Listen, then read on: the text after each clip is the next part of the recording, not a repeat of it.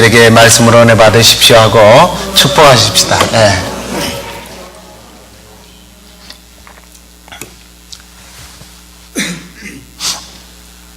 네. 오늘 다 아는 얘기지만 미국에서는 어머니 날로 기념을 하고요.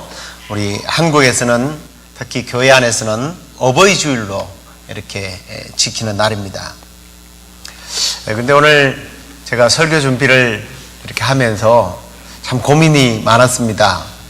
왜냐하면 오늘 예배에 참석한 분들의 어떤 그 연령대가, 세대가 이렇게 나누어져요. 이제 부모님이 전혀 살아계시지 않는 부모님 세대, 그 다음에 부모님이 살아계시지만 여전히 본인도 부모님 세대, 그리고 이제 몇 안 되지만 우리 청년들이, 자녀들이 함께 말씀을 듣기 때문에 정말 오늘 어떤 설교를 해야 하나 고민을 좀 안 할 수가 없었습니다.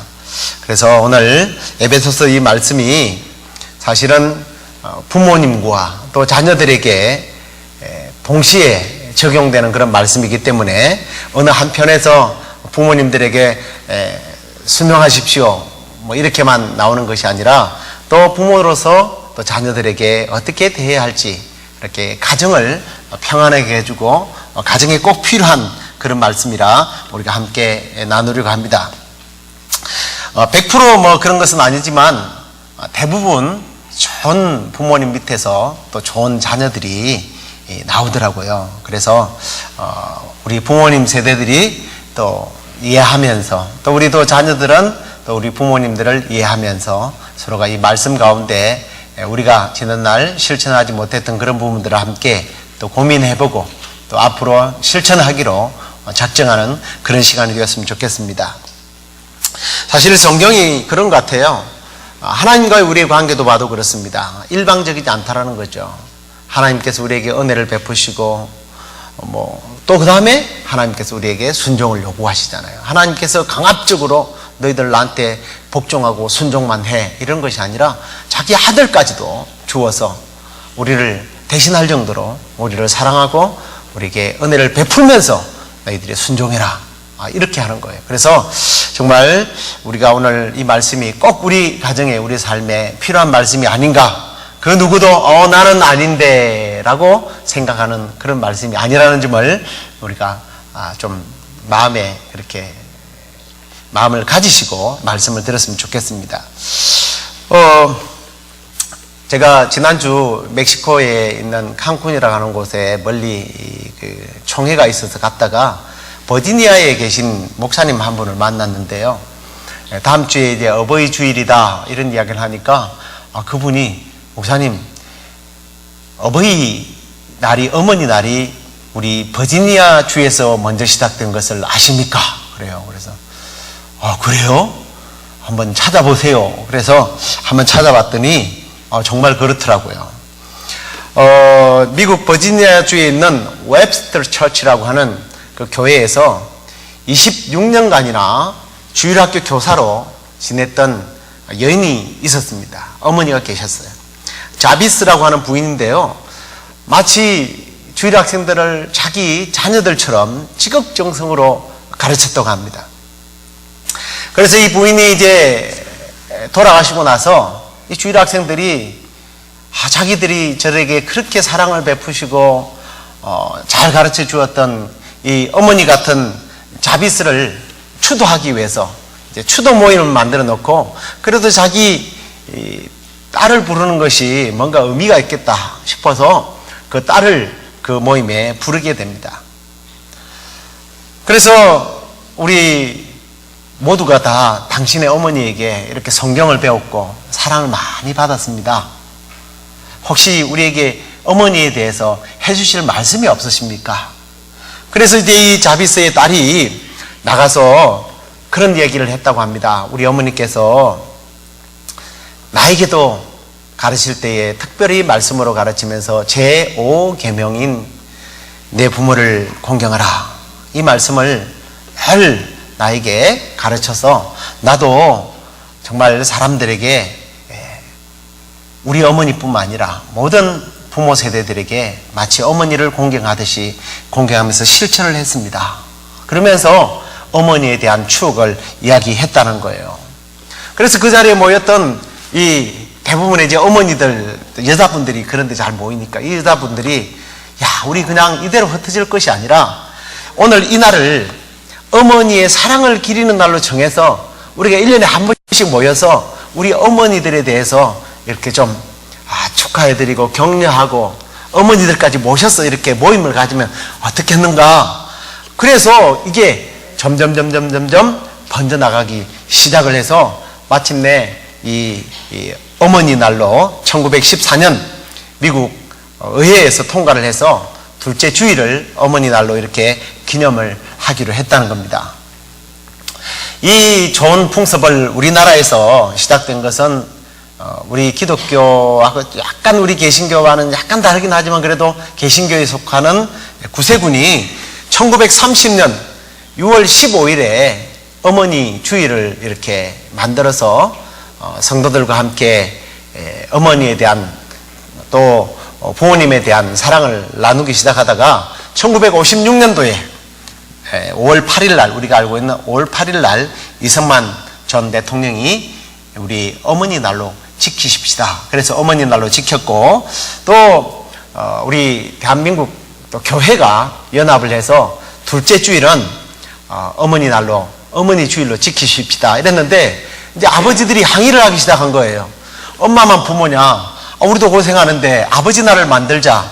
그래서 아유, 뭐 따로 만들 게 뭐 있냐? 그래서 우리 한국에서는 어버이 날로, 그리고 또 어버이 주일로 1973년경에 바꾸어서 그렇게 지금까지 이런 아름다운 풍습을 지키고 있습니다.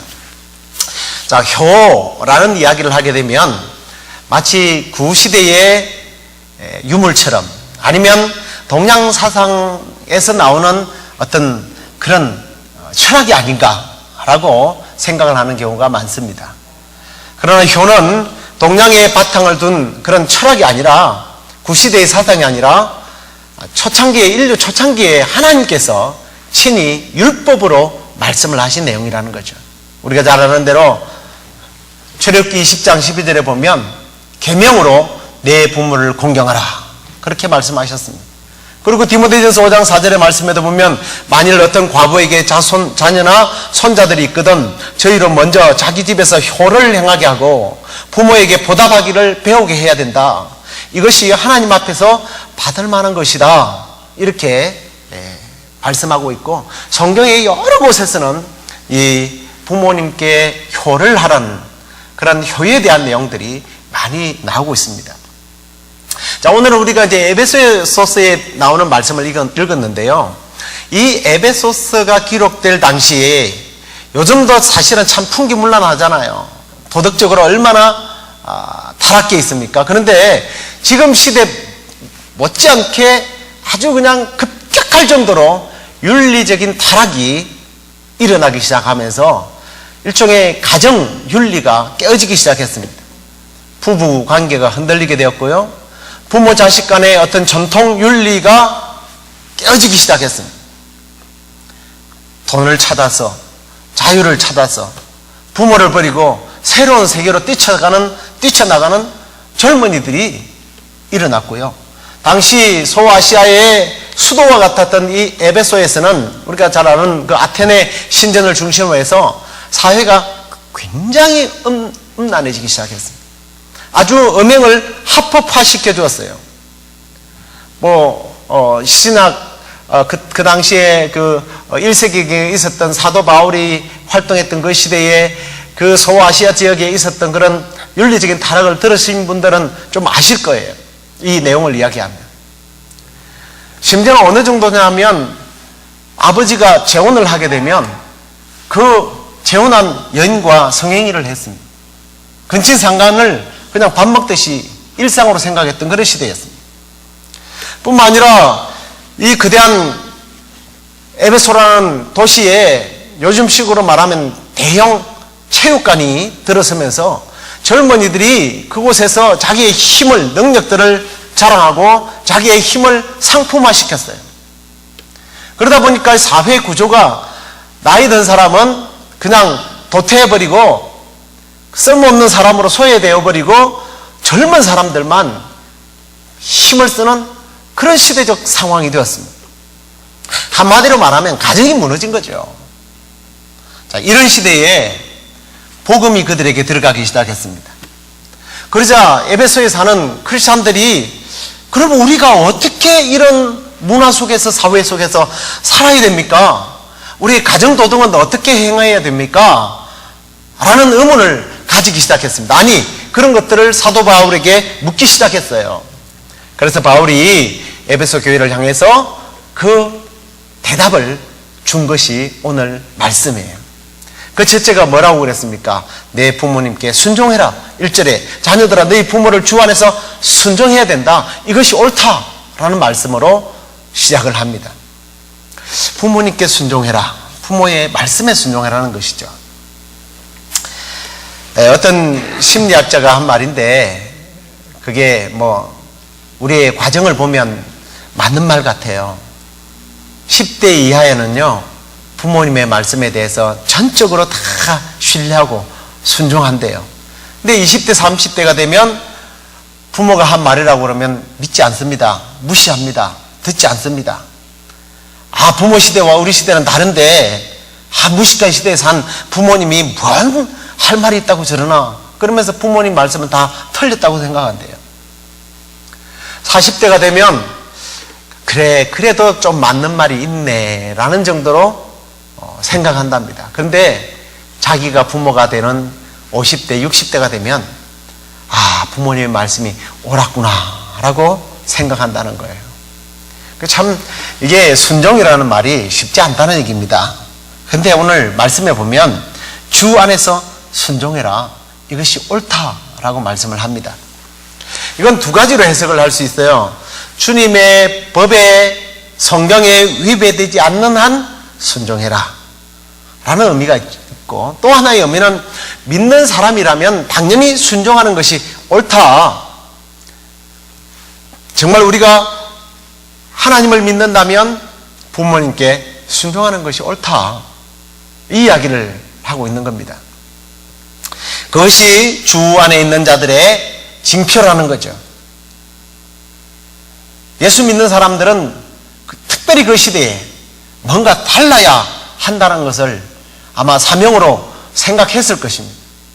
그래서 주 안에 있는 사람들은, 예수 그리스도를 믿는 사람들은 그 시대의 어떤 문화와 사회의 분위기에 휩쓸리지 아니하고 그 구약 시대에 말씀하셨던 하나님의 말씀을 지키면서 살아야 된다, 이 말씀을 성령의 감동을 받아서 그 시대에 어떻게 살아야 하느냐고 묻는 젊은이들에게, 또 부모님들에게 이 말씀을 사도 바울이 가르치게 된 것입니다.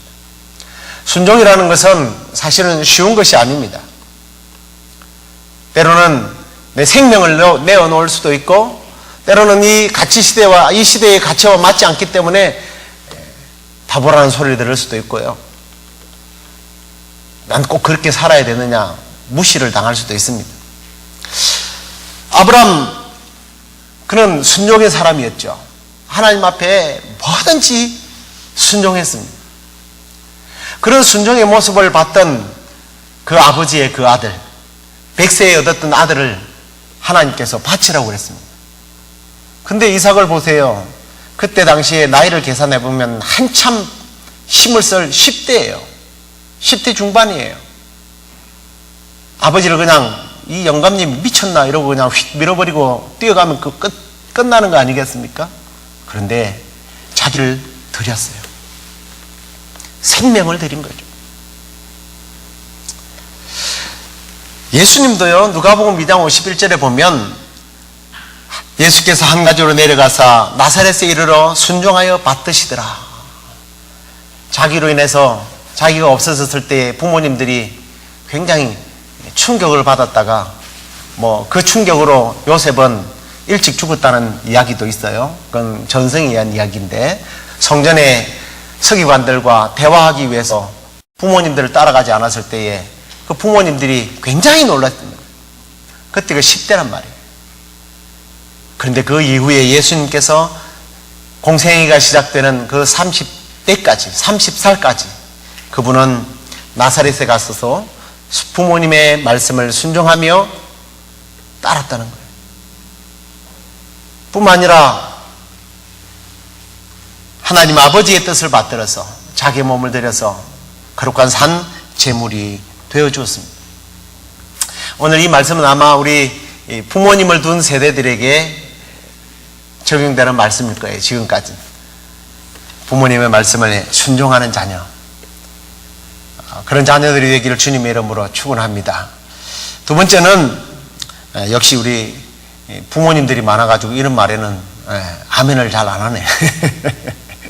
이런 말에 여러분들이 아멘 크게 해야 자녀들이 여러분의 말에 순종을 잘해요. 우리 자녀들이 부모님의 말씀에 순종하면서 하나님의 말씀을 따르고 지킴으로 순종하는 자들에게 주는 그런 복들을 풍성하게 받기를 주님의 이름으로 축복합니다. 자, 두 번째로는 공경하라고 그래요. 내 아버지와 어머니를 부모님께 공경해라. 이것이 약속 있는 첫 계명이다. 이게 잘못하면요, 발음이 잘못되거나 아니면 잘못 읽으면 내 부모를 공경하라가 아니고 어떻게 읽기 쉬워요? 공격하라. 요즘 아이들은 내 부모를 공격하라. 공격이 아니고 공경입니다. 이 말은 가치를 높여서 그분을 높여드리라, 존경해라, 무겁게 여겨라, 이런 뜻입니다.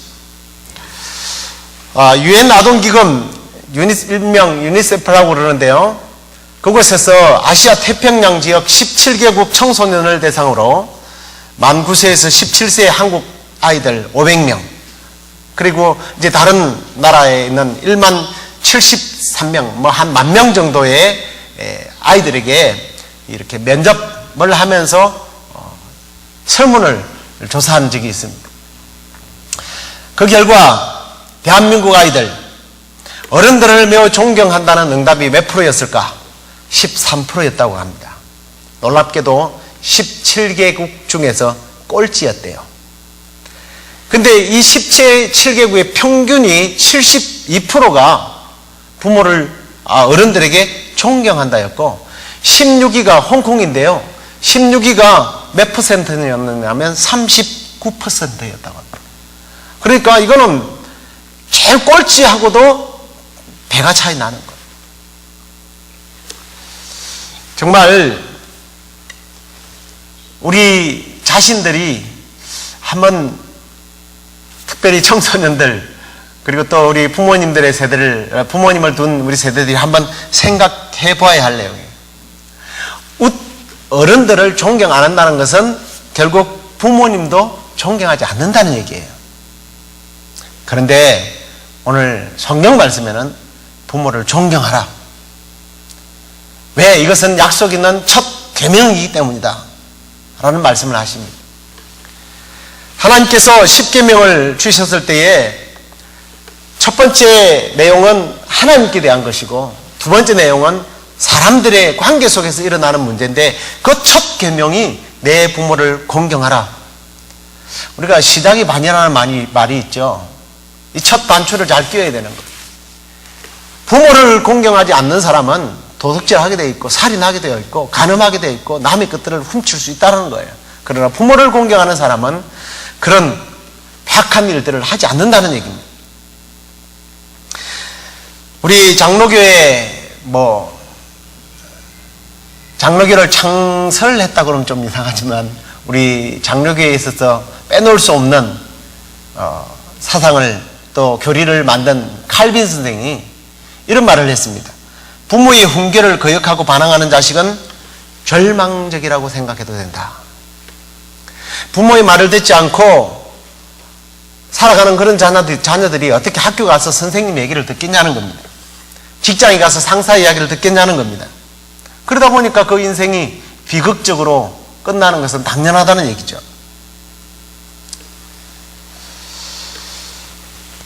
일본의 전설이에요. 재미난 전설이 하나 있어서 소개하려고 합니다. 어떤 청년이 여자를 사귀게 되었는데, 남자가 사랑이 굉장히 깊었는데 여인이 병에 걸려서 죽게 되었답니다. 그래서 의사에게 찾아가서 선생님, 어떻게 하면 내 애인을 살릴 수 있겠습니까? 그랬더니 살아있는 사람의 간을 먹여라. 그러면 산다 그러더랍니다. 그래서 이 청년이 그 말을 듣고 밤중에 자기 어머니를 죽여서 간을 빼가지고 애인에게 막 달려가고 있는데 어머니 혼이 뒤따라오면서 아들아 천천히 가라. 간 떨어진다. 간 떨어지면 아무 소용이 없다. 천천히 가라. 그래서 내 애인을 살려라. 이게 전설이래요.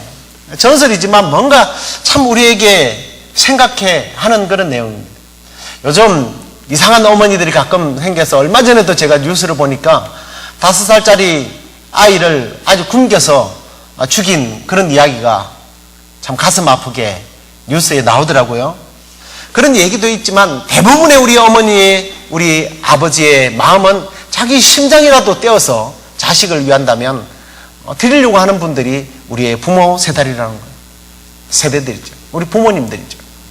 그런 부모님께 대해서 왜 우리가 존경을 할 수 없느냐? 세상적으로 봐서도 우리는 부모님을 존경해야 된다는 거예요. 박은수 씨라는 분이 지은 어머니라고 하는 시가 있습니다. 어머니는 좋은 옷이 필요치 않으신 줄 알았습니다. 어머니는 예쁜 그릇도 갖고 싶지 않으시고 맛있는 음식에도 마음이 없으신 줄 알았습니다. 어머니는 빛깔 고운 립스틱이나 꽃무늬 화려한 양산품은 눈여겨보시지도 않는 줄 알았습니다. 그런데 시집 와서 40고개에 다다르며 이제서 깨달아집니다. 어머니도 여자이셨음을. 어머님의 가슴에도 무지개가 있고 파랑새가 있고 사파이어 같은 꿈이 있었음을 이제서 알아봅니다. 어머니 언제나 귀한 이름입니다. 언제나 우리 마음속에 별처럼 살아있는 아름다운 이름입니다. 이날의 어머니를 그리워합니다. 아마 어머니 날에 지었던 시인 것 같습니다. 이런 분이 우리의 어머니라는 거죠. 작가가 누구인지 모르겠지만 인터넷 그 신문 동아일보에 아버지 그는 누구인가 라고 하는 글귀가 있어서 한번 여러분들에게 소개하려고 합니다. 아버지는 누구인가? 아버지란 기분이 좋을 때 흑기침을 하고 겁이 날 때 너털 웃음을 웃는 사람이다. 아버지란 내가 아버지 노릇을 제대로 하고 있나, 내가 정말 아버지다운가 하는 자책을 날마다 하는 사람이다. 아버지란 자식을 결혼시킬 때 마음으로 한없이 울면서도 얼굴에는 웃음을 나타내는 사람이다. 아들, 딸이 밤늦게 돌아올 때에 어머니는 10번 걱정하는 말을 하지만 아버지는 10번 현관을 쳐다본다. 아버지는 이중적인 태도로 곧잘 취한다. 그 이유는 아들, 딸이 나를 닮아 주었으면 하고 생각하면서도 제발 나를 닮지 않아 주었으면 하는 생각을 동시에 하는 사람이다. 아버지는 결코 무심한 사람이 아니다. 아버지가 무관심한 것처럼 보이는 것은 체면과 자존심과 미안함 같은 것이 어우러져 그 마음을 쉽게 나타나지 못하기 때문이다. 아버지의 웃음은 어머니의 웃음의 2배점 농도가 진하다. 울음은 10배점 될 것이다. 아들, 딸들은 아버지의 수입이 적은 것이나 아버지의 지위가 높지 못한 것에 대해 불만이 있지만 아버지는 그런 마음에 속으로만 운다. 아버지는 가정에서 어린인 체를 해야 하지만 친한 친구나 마음이 통하는 사람을 만나면 소년이 된다. 아버지는 어머니 앞에서 기도도 안 하지만 혼자 차를 운전하면서 큰 소리로 기도도 하고 애처롭게 무엇인가에 매달리는 사람이다. 아버지란 돌아가신 뒤에도 두고두고 그 말씀이 생각나는 사람이다. 아버지란 돌아가신 후에야 보고 싶은 사람이다. 아버지, 뒷동산의 바위 같은 이름이다. 시골 마을의 너티너머 같은 크나큰 이름이다. 어머니와 아버지에 대한 내용이에요. 성경 내용은 아니고요. 그런 분이 우리의 어머니, 아버지입니다. 오늘 이 자리에 특별히 자녀된 여러분, 우리에게 있어서 부모님의 의미는 상상할 수 없을 만큼 크고 중요한 분입니다. 다 아는 얘기지만, 너무 상식적인 얘기지만 부모가 없었다면 우리가 이 세상에 존재할 수가 없을 겁니다. 육체적으로 부모님의 살과 피를 그대로 물려받았기 때문에 부모님의 얼굴, 부모님의 성격까지, 어쩌면 체질까지 닮아있는 우리 모습을 발견하면서 가끔씩 깜짝깜짝 놀랄 겁니다. 하나님께서는 부모님을 통해서 우리를 이 땅에 존재하게 하셨습니다. 그렇기 때문에 오늘 말씀에서는 자녀들아 너희 부모를 주 안에서 순종하라. 이것이 옳다. 내 아버지와 어머니를 공경해라. 이것이 약속 있는 첫 번째 계명이다. 그렇게 되면 너희들이 손해보고 너희들이 업신여김을 당하고 너희들이 세상에서 살아가는데 좀 피곤할 것이다가 아니라 그렇게 하면 네가 잘되고 땅에서 장수하리라. 여러분 이런 설교를 많이 들어오셨을 거예요. 특히 자녀된 여러분들께서 정말 부모님 말씀에 순종하고 공경함으로 하나님께서 약속하시는 땅에서 잘되고 장수하는 복을 누리는 그런 은혜가 있기를 주님의 이름으로 축원합니다. 자, 그런데 이제 오늘 세 번째 주제가 뭐냐면 세 번째 내용은 부모들에게 권고하는 말씀이 나와요. 부모들아 자녀들을 노엽게 해서는 안 된다. 또 아비들아 너희 자녀를 노엽게 하지 말고 오직 주의 교양과 훈계로 양육하라.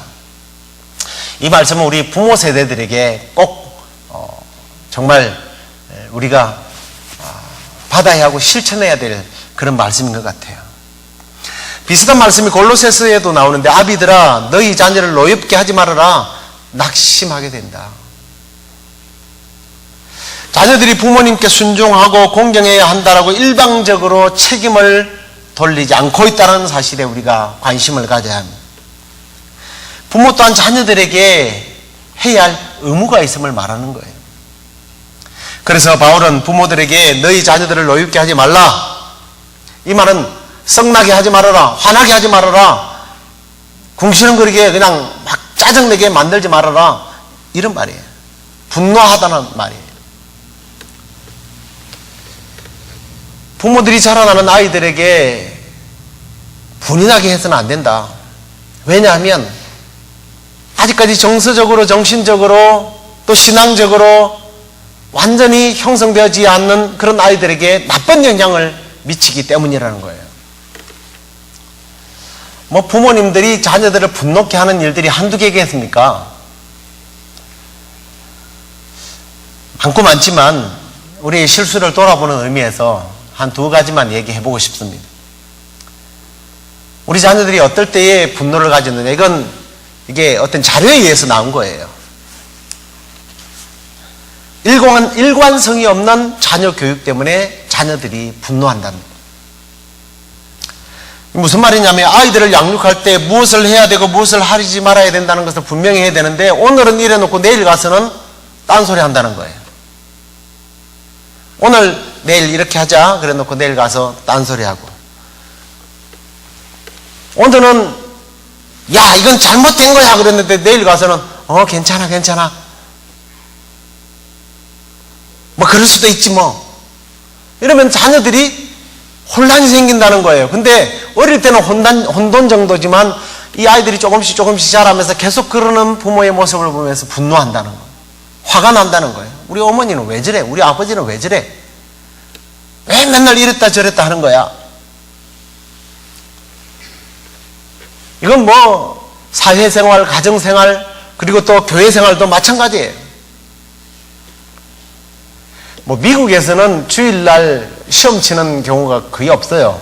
근데 한국에 가면 특히 공무원들 시험을 주일날 봅니다. 그것 때문에 신앙상담도 많이 들어봤어요.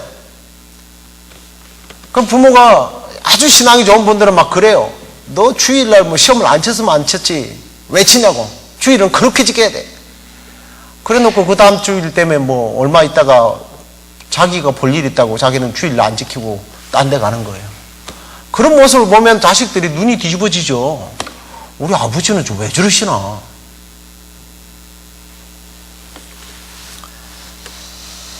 자, 저의 모습이고 여러분의 모습일 거예요.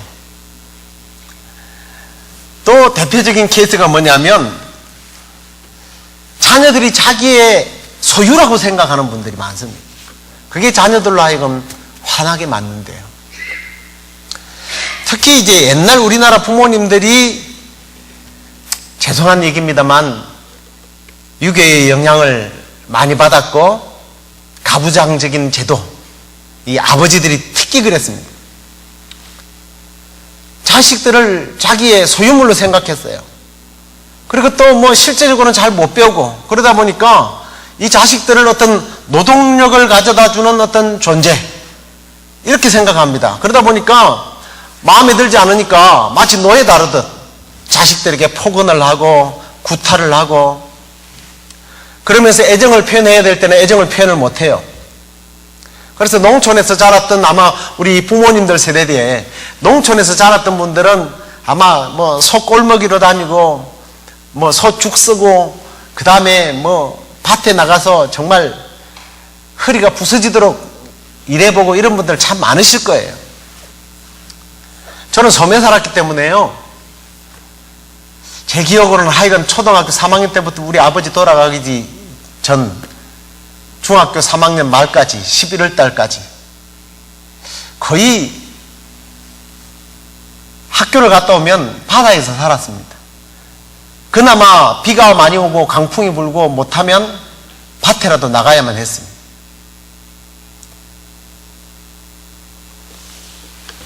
뭐 평균적으로 거의 제가 밤 10시쯤 돼서 들어왔던 것 같아요.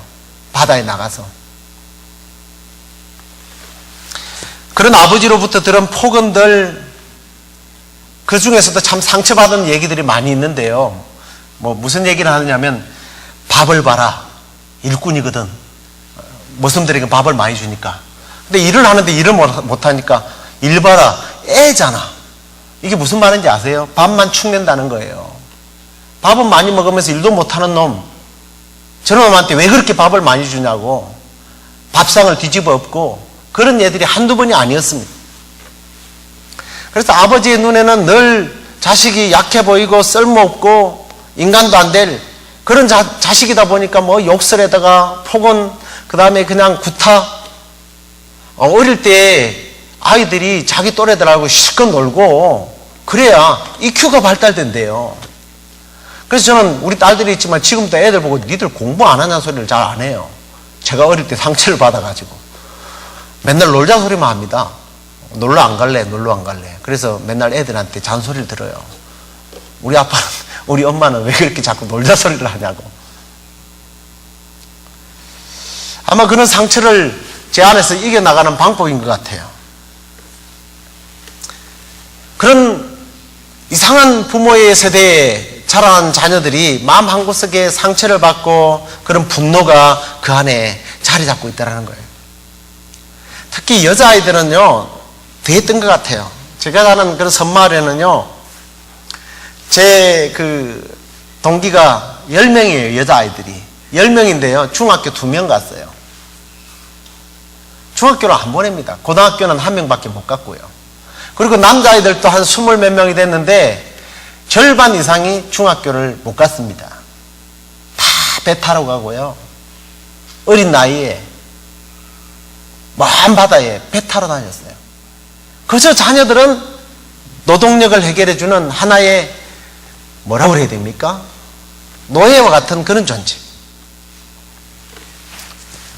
이런 분노와 슬픔을 억누르고 살다 보니까 어린 나이에 제가 30대, 40대에 갔더니요, 우리 동네 친구들이요, 할아버지예요, 할아버지.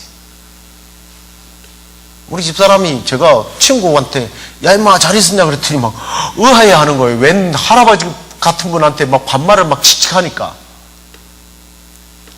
슬픔과 분노를 억누르다 못해서 그냥 술, 담배, 그냥 그런 도박, 그 다음에 죄송합니다 아이들이 있는데 여자를 가까이 하고 그러다 보니까 폭삭 늙었어요.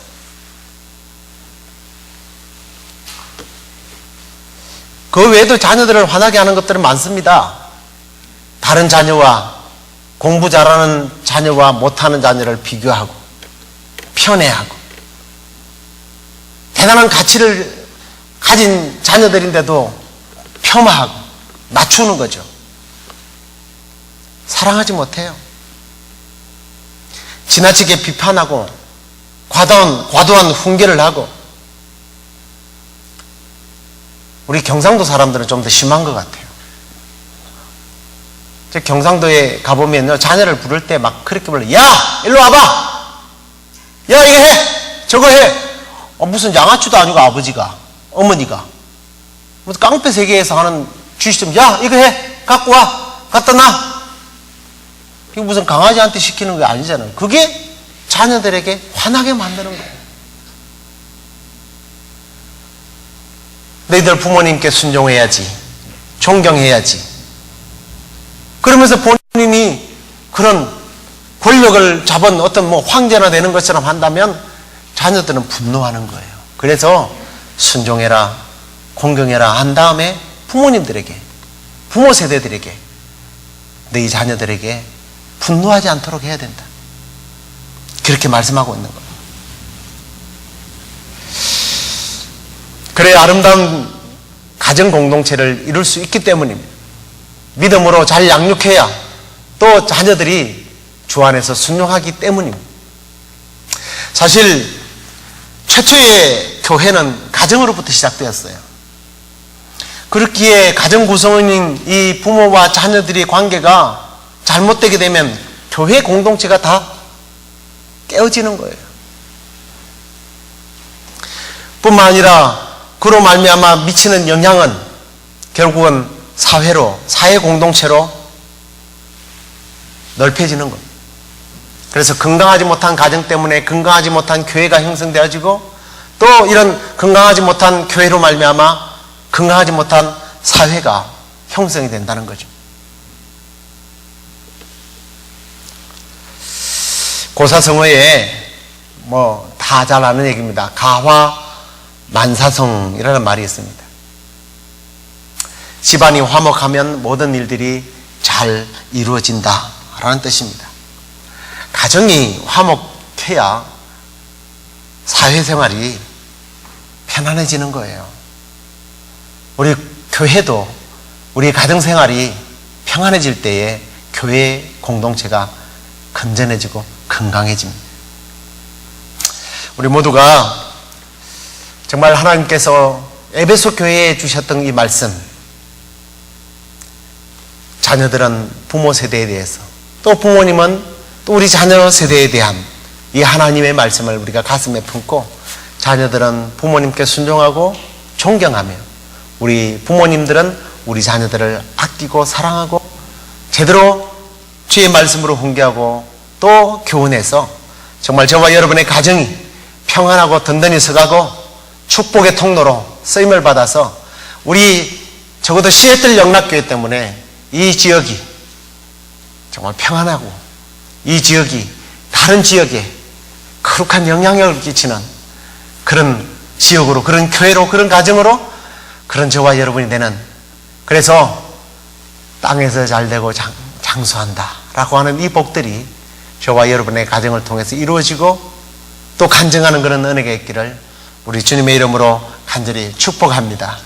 우리 오늘 이 시간에 당신은 사랑받기 위해 태어난 사람 이러면서 축복하면서 우리가 찬양을 하겠는데요. 오늘은 특별히 제가 좀 자리 조정을 하려고 그래요. 우리 꽃을